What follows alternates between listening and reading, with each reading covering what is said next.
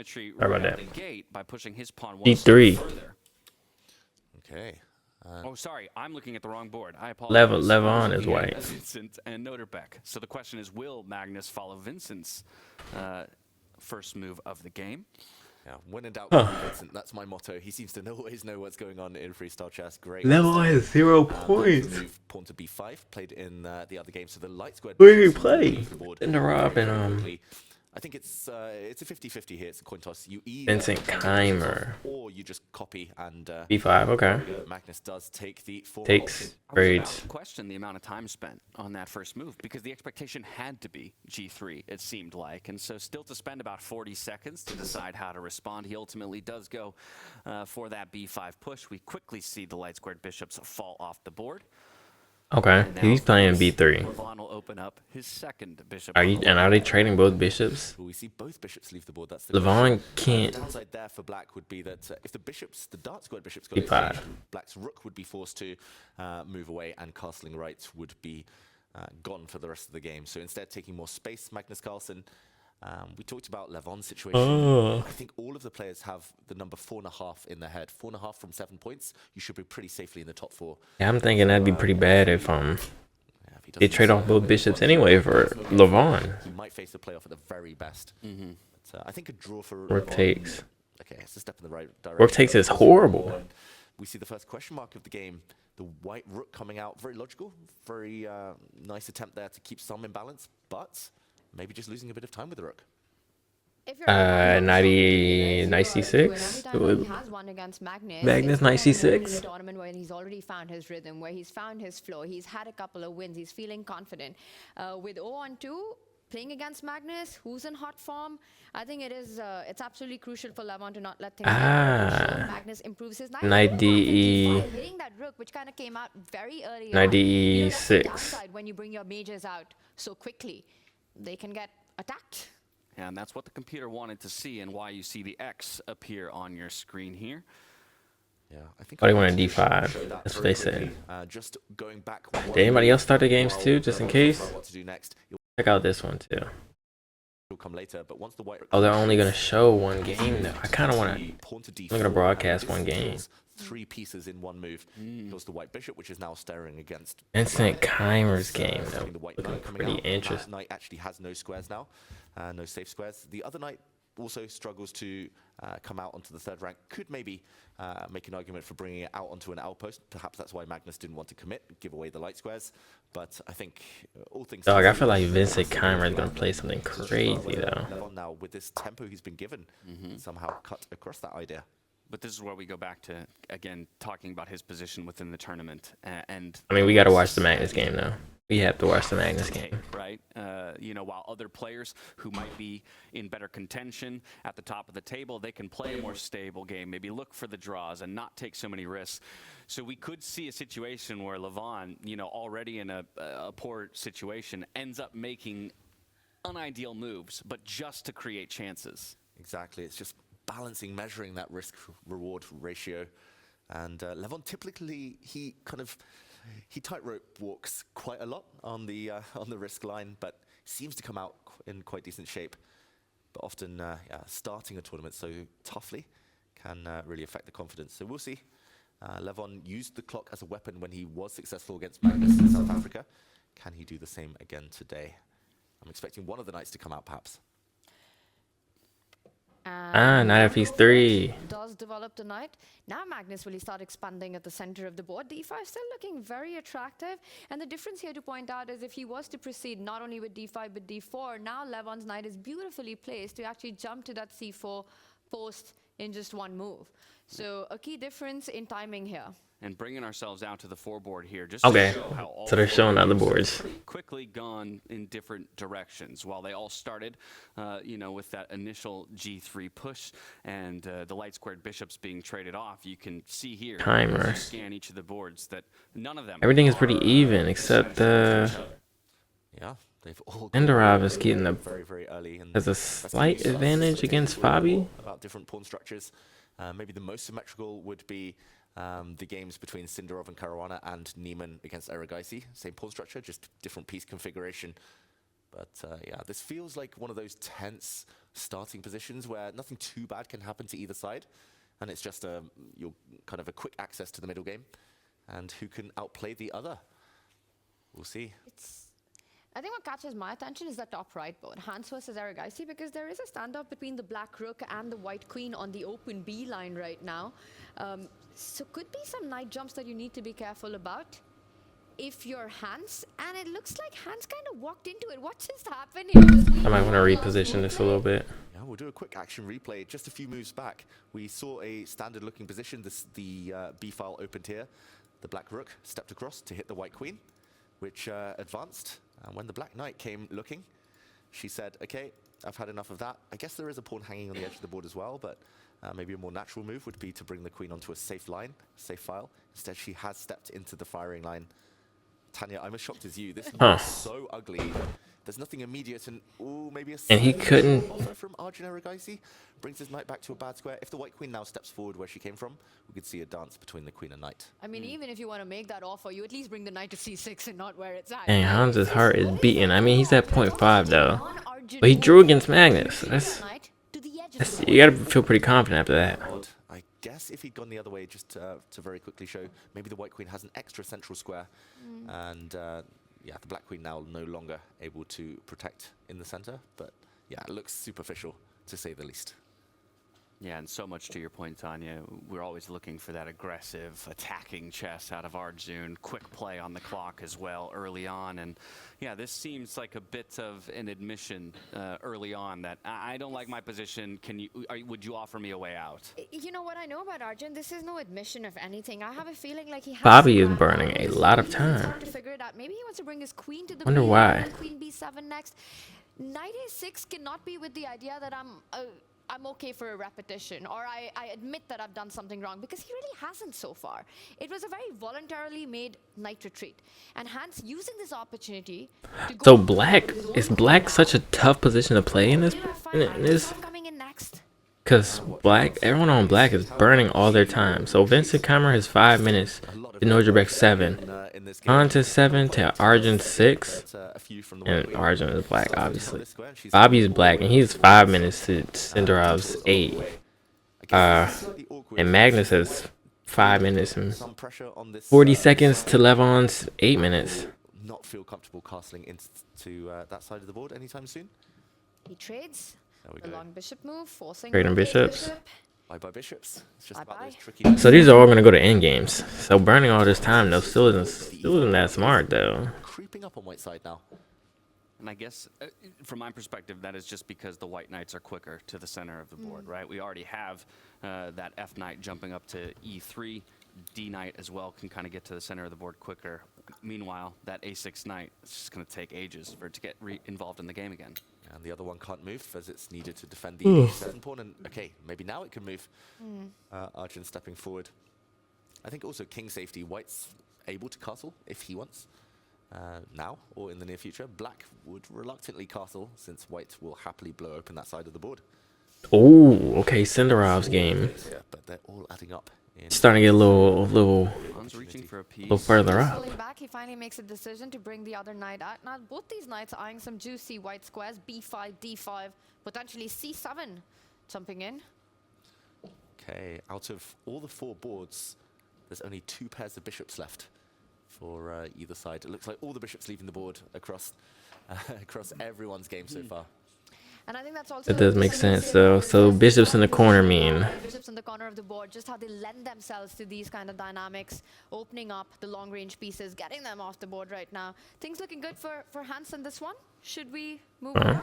Yeah, let's go to Javikir Sindarov up against Fabiano Caruana, because Fabiano, with an incredible start to his round robin, sitting at 2 out of 2 points here, now finds himself Fantastic. a little bit of the back foot here. Across all boards, this is the biggest advantage that any player has, and it goes the way Yeah. of Sindarov. Ooh, it's almost deja vu, Tanya. It's also queens and knights. Those boring bishops that are all off the board, as Levon Aronian was predicting beforehand. And again, it's the same scenario here. The knights entering the center. It's going to be hard to kick them out. A little bit more space for white as well, with a pawn further advanced here. small gains, but for Sindarov, a very pleasant position.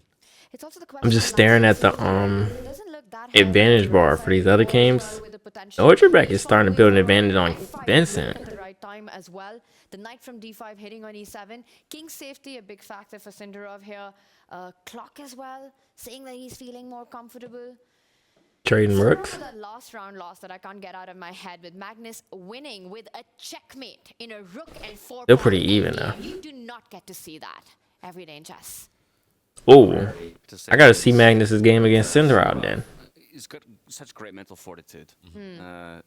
Again, considering how close he was to unseating Magnus in their last freestyle meetup in South Africa. They said he checkmated him with 4 pawns, and someone else had a rook. And yet still to let it slip away, he seems to have bounced back brilliantly here in round number 3, putting the pressure on. And then I'm gonna play some freestyle chess afterwards too. I feel like I have to. 50% on the scoreboard. He's got a slight advantage here. I love how he always plays with a smile on his face. Sindarov is something that Levon Aronian has done multiple tournaments with a lot of success. Still fairly even, Mysterious. and the time is starting to get Knight into the center. time's starting to get closer. Like everybody with white has 6 minutes now. Given Everyone with black has like 4 minutes, so the time is. that lands. So a bit of sneaky tempo play there. Very strategic, slow position. Looks pleasant for white because of more centralized compact pieces, more space, but I think still a long way off to actually say that it's close to a winning advantage, this one. But Sindarov's got reasons to be happy with the opening. Yeah, it doesn't feel like anybody's really winning. Not quite symmetrical. It looks like there's stuff happening on some of the other boards. Here I would say that Sindarov's going to try and massage the advantage, small gains, maybe tickle some pawns, take over the B file eventually. So instead, the knight will jump to a different square forward as opposed to a If anything, you just gotta start putting time pressure on, right? What's the bonus look like though in freestyle? It's really interesting, right? Because pawn moves are being provoked here. You could go a6, you could kick that knight out from b5, but then you've created weaknesses. That b6 square not looking as well defended. After a6, the knight will just come right back. A6, knight c3, and suddenly the rook on b6 isn't feeling as healthy as it would. But Fabi goes for it anyway. So Sindarov, does he just retreat to c3 now? Yeah, unless he'll do an Arjun and retreat the other way. No, don't do Oh, it. no, Arjun. no, no. Surely not. Surely not. Not to the edge of the board when there's no way back towards the center. But he's thinking, David, could there potentially be ideas of the other knight jumping to d5, but then pawn takes knight, you lose 2 pieces? That doesn't make sense. Oh, I guess the one temptation here, if it does happen, is that white, let's put some moves on the board. This is not Sindarov yet. This is us after a capture. Some exchanges happening. White might get 2 connected pass pawns, the A and B, but Huh? I'm about to say that doesn't. I didn't think that was a good sacrifice though. without concrete variations working in your favor. So Why is he thinking? It can't be knight a3. It's not knight d5. It's definitely not knight all the way across the board hitting the black queen. That knight's not coming back. What are we thinking about? overthinking about something. Maybe he's thinking about that sacrifice they just played. Looks logical. You're under 5 minutes now. Doesn't work though. Oh my god, Argent Geisty is killing Hans Newman. What happened? I looked away for a second. Strange moment. Knight b5 was a great move, but here you do lose a bit of I looked away for focus. 1 second. I think he's going to surprise us. I don't know with what he's going to surprise us. But I think there's a shocker incoming here. Very surprising moment to think. Losing all of his time advantage. It's quite peculiar. Would have expected in an immediate response, and just like that, we're about to see the clocks rather equalize. Time is even. This piece. Cinderella's heart is beating though. 121. His heart is beating. What is he seeing on this board? To hit that knight, to suddenly... I want to take a quick look at Hans Geisty's game. He's just such a king of chaos. He really likes to create these dynamics. He- And the fact that he's Oh my God, also he's really up. quick when he has obvious moves. He's up a rook It's though. just I can't come up with the idea. How did he here. go up a rook? I'm gonna have to. I'm gonna go through that game. Big risk, of course. That He long does it. think would result in a big He went decision. for it. Okay. He went for it. Is the key to gaining Why is he? the black queen? Oh, cause he took the pawn. He took with the pawn first. Yeah. So that kicks the queen. So that's a better move. The think by going for a move that Look at that. It's necessarily considered the best. Sindarov still has a very minuscule He advantage. found the right sequence, right? He took Crazy. Conte's pawn first, forcing Fabi's queen to retreat. He's now going to capture the rook. Or do you think, David, he's going to actually start pushing the a pawn? Oh, that would be 133. His heart is beating, bro. maybe. Imagine not being able to see the eval bar in this situation. You're like, dog, I don't know if I'm winning or not. Checkmate by sliding the E3. queen over. Oh, I like yeah. that, I like yeah, that. just threaten checkmate. What? Hans Newman is winning. Hans Newman is winning. I see a rook, I take a rook. Come on, I found one. What is happening in that game? Stronger, I think, James. And it's the same idea that Tanya mentioned earlier. Loosen up the black position and then cash in. Yeah, I love it. Yeah, hit the pawn. That pawn would need to advance. Only then do you take. And black's pawns would be the wrong kind of connect for all loosened. Ah. And the fact that he hasn't rushed through with it, he is going to do something that will surprise us. It is queen e4, which Ah. is not being threatened. That's interesting though. Gets the question mark as opposed to. They don't like that one as much. E4. Arjun Irgaisi is winning. Seems like Hans Newman is winning. What is happening in that game? That eval bar is jumping like crazy. Trying to occupy the center with the queen. So what he's done is very natural, but that queen might get hit in the very near future by some black Okay. pawns. And either this pawn Takes, push or this takes. pawn push would gain On some time push. now for black. Oh, he did that so he could protect This explains why he put it on e4 as well. to protect the pawn when he pushed. That makes sense. But yeah, if he gets quick with like d5, can he protect it? Hitting that, supporting that Oh, pawn. c2. I'm Okay. really liking how Sindarov's Okay. handled the last few moves. From a seemingly normal position, a bit of a strategic grind has become absolute chaos on the board. You castle? And for how much we were questioning. No, you kick the queen and castle? On that knight move. You can't even shift it. He's ultimately justifying it. Again, the eval bar is dead even right now, so it's not a winning position, and Hans Newman is winning. pathway forward. But he's at least following through on his idea. Dang, yeah, Sindarov probably is dead even. Maybe trying to Nordrberg, Vincent Keimer is dead even. black Levon has a slight advantage against Magnus, but you can't bet that on Magnus though. Or you can't bet against Magnus though. just feels like black's You just feel like Magnus is gonna squeeze this out in the end. push the pawns. And after being up like 2 minutes, Get one. they're almost even in time now. But how gutsy is it, right? to Vincent James Keimer Bond has a earlier, minute he left, loses though. to Magnus, he's Yep, playing kick the against queen, Fabio, c2. cautious approach. He wants to create his chances. He's going to try to push that a Isn't this kinda difficult, though? Center. The knight coming out to Knight stop come the over. Do you idea. castle a black too? Wow, that was the only move for black. Done. And it gets the X-clam. Still a fair bit of maneuvering to It happen. keeps you in this winning. game, so let's check in with another one. We're going back over to Hans Niemann versus Hans, a ear dog. We moved, but I was thinking. We'll come back. We'll come back. We'll come back. First, let's just catch up to where we are here because it is Hans Niemann with only half a point to his name, staring down. What is happening in that game? To his name has a small advantage here in the mid game. Bobby had a Black knight or is so Sindarov had a good squares. If we compare the rooks, as bigger well, advantage that Black's went down. So strong, black's rook super passive, and there we go. The king is going to slide. I think it's just the quality of pieces here, Tanya. Bro, what happened? Irgaisi had like a clear-cut win Great clamping effect. based on an elo bar. You just don't play knight a6 in the opening. I think it comes down to the way he maneuvered that knight, spending so much time allowing Hans's queen to come into activity. And look at that. Now, all of the coordination for white works to perfection. What is the rook on g8 doing? No open lines. The knight on d4 about to be kicked out as well. Arjun trying to desperately create some counterplay. I don't really see it. Ooh, Bobby got an advantage. First time this game. That's what he's setting up. He wants to kick that knight. And Magnus Levon game is even. I think a good Okay, move they're for back Black dead even. Bobby's back dead even. was Still likely to be a pawn down. White can go pawn hunting at leisure, but the downside is that when that happens, the black king will move. The black rook might finally get active.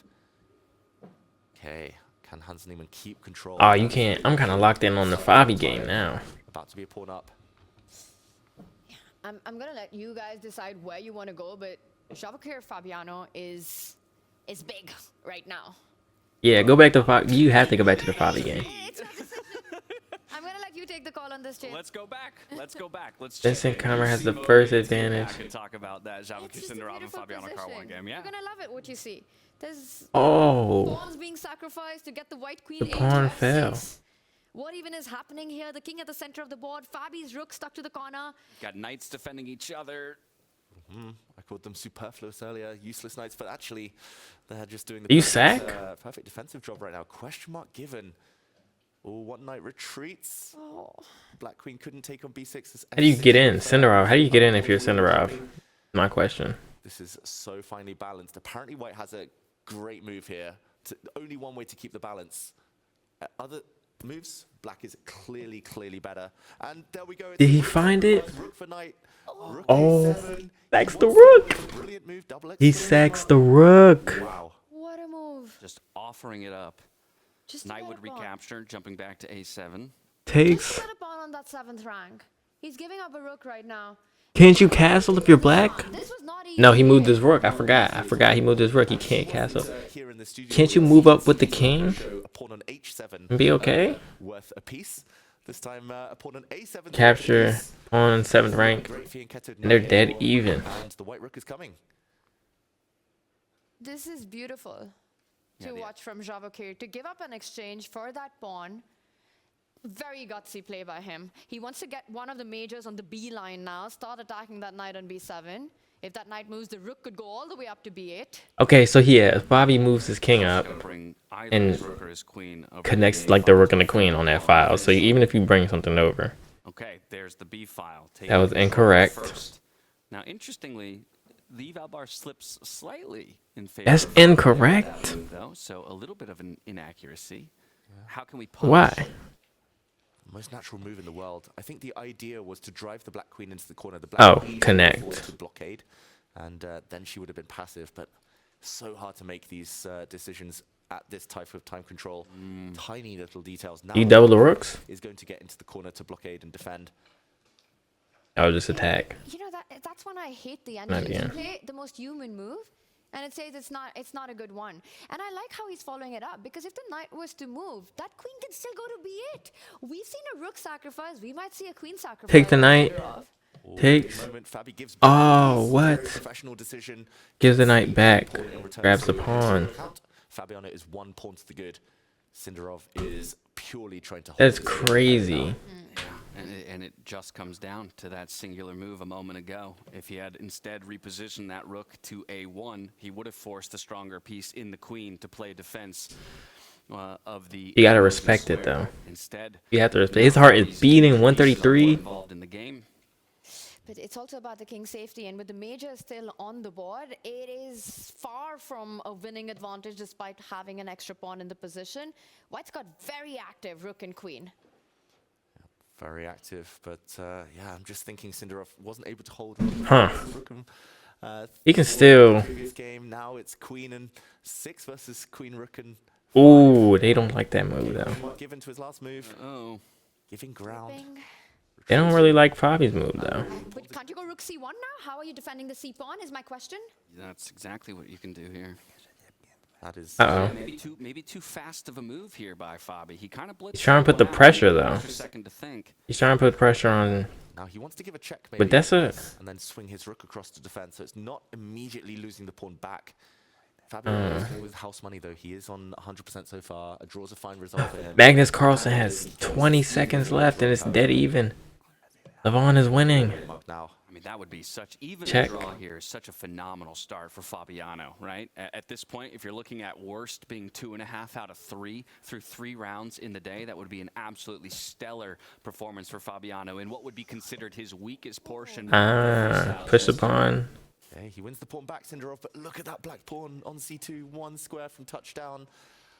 It was Sindarov with the pawn on a7. Now it's Fabiano Caruana a step away from Oh, c1. Levon looks like he's about to beat Magnus. He's about to bring his king to add some consolidation. King e1, king d2.